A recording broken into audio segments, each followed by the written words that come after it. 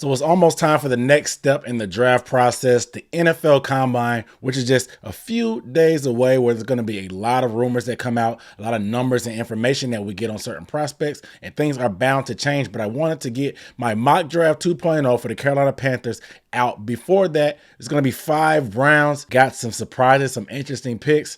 My approach here, again, like I said before, is going to be getting as many impact players that can come in and compete right away. Panthers need an injection of talent into this team and competition to be elevated all around. That way they can really start getting the best out of all the players that they currently have. But these new additions just going to bring in some new blood as we usher in a new era under Dave Canales and Dan Morgan. They talk about they want dogs. Let's go ahead and get some dogs for this team. Before we get into the mock draft, my name is Aaron Duncan here with the Necessary Bluntness Sports Talk. I do recap and analysis of the Panthers along with a plethora of draft content and prospect evaluations. So make sure you hit the subscribe button down below with that bell icon. That bell icon is going to make sure you're notified whenever I post content or go live or do the podcast, film breakdowns, or the things I do, because I'm coming with the content this off season, man. I hate to toot my own horn, man, but you're not going to get much better content at this point in the year from anybody else in terms of the draft process, the Panthers off season, the news and updates, just all that you can ask for. So I highly advise and recommend you hitting that subscribe button. But also, please give this video a thumbs up. It really helps me out in the algorithm. So the Carolina Panthers' first pick of that draft, we know they don't have a first round draft pick. They traded that, included in that Bryce Young trade. However, the second round pick is going to be the first pick of that second round. So after Thursday's gone, Panthers going to have all day and all night to pretty much figure out what they want to do with that pick. Something that I think that could be a very good plan, just like I said. But the Panthers need as many difference makers as possible. I feel like this is the top heavy draft. Ladies and gentlemen, we have a trade. I have the Carolina Panthers making a trade. Yes, making a trade back in the second round from pick number 33 with the New York Giants to pick number 39. Now, the way this transaction goes down, the Panthers will give up their second round pick and pick number 33, their third round pick number 65, and a 2025 sixth round pick. So all in all, they move back 6 slots in the first for their first second round pick, but they move up 18 spots from round 3 back up in round 2. So 2 second round picks for the Panthers, and they also add a second, 5th pick, giving them 5 picks within the first 5 rounds, even though they don't even pick in the first round. So I want to get as many top 100 players as possible. They're going to have 3 picks within the top 101. So let's go ahead and get into it. So keep in mind, I use the Pro Football Focus Simulator. Their draft stock and rankings can vary a little bit. I personally, in my opinion, some of these players probably won't be available when I chose them, but I wanted to go about this with a different approach and see how things lay out. So instead of the Panthers reaching on certain positions, they sit back, trade back, get more picks, but instead of forcing the issue, they let the board come to them. Instead of just going pure need and just overreaching for somebody, they decided to go weighted best player available. Not just best player available, weighted. That means you take the weight and the priority of your position. What are the Panthers' needs currently? They currently need wide receivers. They currently need interior offensive linemen, but they could also use some edge help because we don't know what's going to happen with this Brian Burns thing. They're going to need to bring in some talent and explosiveness and some dogs, like they said, to replace Brian Burns potentially if he either holds out or he's not going to be there. And so at pick number 39, I went with none other than edge rusher from the University of Missouri, Darius Robinson. Darius Robinson is 6'5", 286 pounds. He's a very versatile defensive lineman. He's listed as an edge, but he has the flexibility to play inside out. And at the University of Missouri, they play him up and down the line of scrimmage. Let me tell you something right here. Darius Robinson is an elite run defender. When I say elite, I mean top of the line. Whether he's lined up head up with the tackle, lined up on the edge, or you put him at the 3 technique on the outside shade of the guard, this brother is good at the point of attack. He's strong and anchoring enough against double teams. He's good at stacking and shedding, probably better than I've seen from most D linemen coming out. And that stacking and shedding technique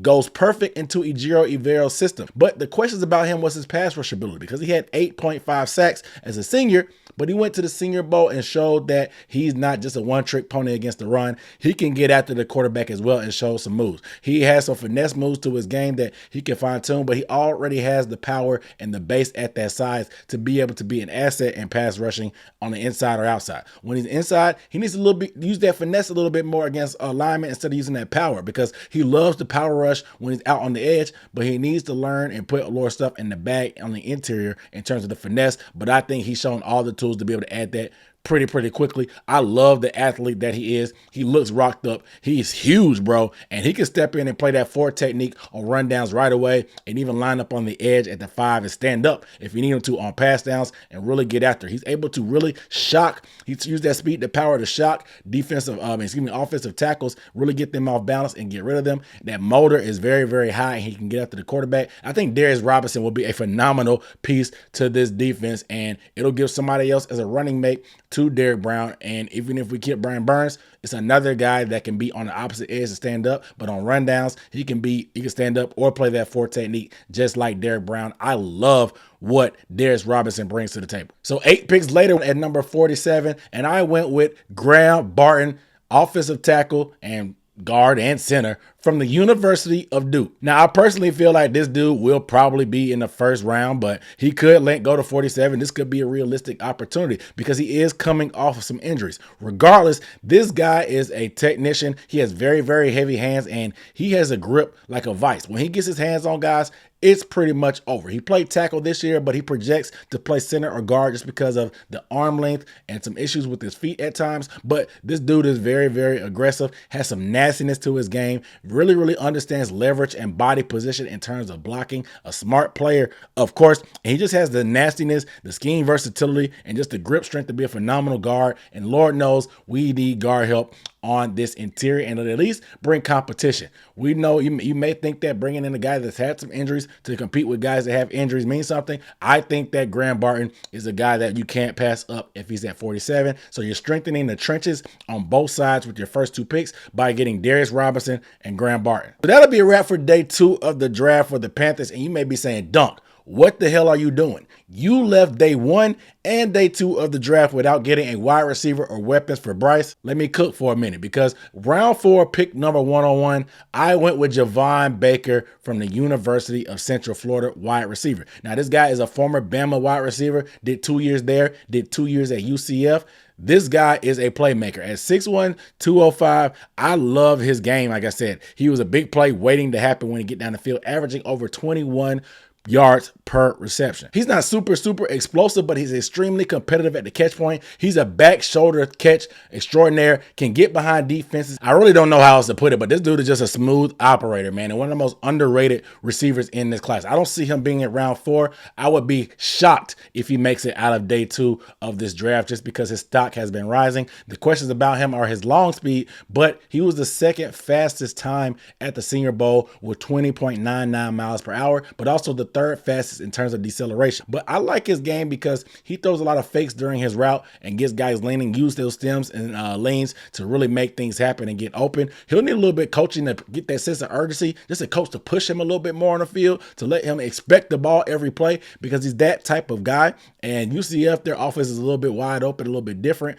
and he'll have to step it up a notch. But I think putting him in the NFL in a competitive wide receiver room, letting him be one of those dependable guys, a guy that can catch that 50-50 ball. He plays way bigger than his frame, even though he's 6'1". He's great body control. Like I said, catching away from his body with ease gives the quarterback a very large catch radius, because he can catch all around, you know what I'm saying, with ease. He's a guy that even when he doesn't look like he's open, you can throw it up at him if he's one-on-one and give him a chance, and he'll come down with these spectacular catches and really help a quarterback out. Javon Baker is going to be a guy that can come in and compete and contribute right away for the Carolina Panthers wide receiver room. At round number 5, pick number 143, I went with Bo Limmer. He is a center from the University of Arkansas. Now, Bo Center is a developmental center or guard, but he's definitely a starting caliber offensive lineman in this league. He has a ton of experience playing 49 games in college. And like I said, he played some guard, but also played some center. He went down to the Senior Bowl and showed that he has a strong base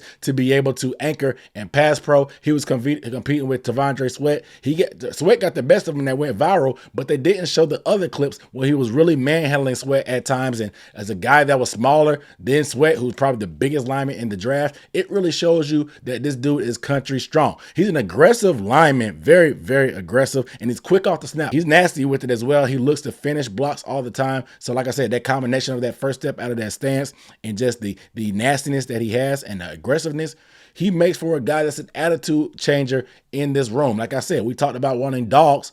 Grant Barton is a guy. I mentioned nastiness there. Bo Limmer is a guy. I mentioned nastiness as well. He'll be able to come in right away and compete just because how well he plays in the running game and his passing game. He has the agility to move side to side and do things like that. The only drawback on him is he'll have to really reel in that aggressiveness. That aggressiveness can get him in trouble because he'll miss some blocks sometimes being over aggressive, and a guy will just finesse him real quick and get to the quarterback. So he'll just need to be coached up to reel in that, get some communication going with some better schemes. And I think this guy has a chance to be able to compete and play very, very early in Carolina and really, really compete with the interior. And the last pick of this mock draft is pick number 168 in round 5. And I went with tight end Theo Johnson from the University of Penn State. Now, this dude is a 6'6" tight end that's very athletic, and he can split out the wide receiver or he can stay in line on the line of scrimmage and play that traditional tight end. He has plenty of speed to stretch the ball down the field. I think Bryce Young is very comfortable throwing the ball down the field when you have a big, tall 6'6" wide receiver that can be dependable in stretching the field in the middle of the field where Bryce Young likes to throw. I think that's an asset that we can really use to stretch the defense in different ways. You don't always have to stretch the defense on the outside of the numbers. You can do that in the middle of the field as well. And I really, really like Theo Johnson be able to do this. He's a willing blocker and he wants to compete with that size. He's 6'6", 258. He'll be able to be an asset in the run game as he's pretty much good at getting his body in position. And he's not going to drive anybody off the map, but he's good and he knows his strengths. He knows leverage. He understands running concepts. And like I said, he's a willing blocker. He wants to block. He's not just a guy that's going to get down the field and catch passes. He can do both. We've seen Dave Canales, the head coach, have Noah Fant, a taller tight end in Seattle when he was there. He also had Cade Otton in Tampa Bay. I think he may want to get a guy that can run down that seam and down the middle of the field with some great athleticism and size to add to the system. I think he brings an element to this offense that we don't have. And like I said, there may be some wiggle room in that tight end room to make some moves around, but I do think Theo Johnson can be an asset to the passing game, but also be left on the field to be an every down tight end, whether you want him to be tight end 1 or tight end 2 because of his blocking ability.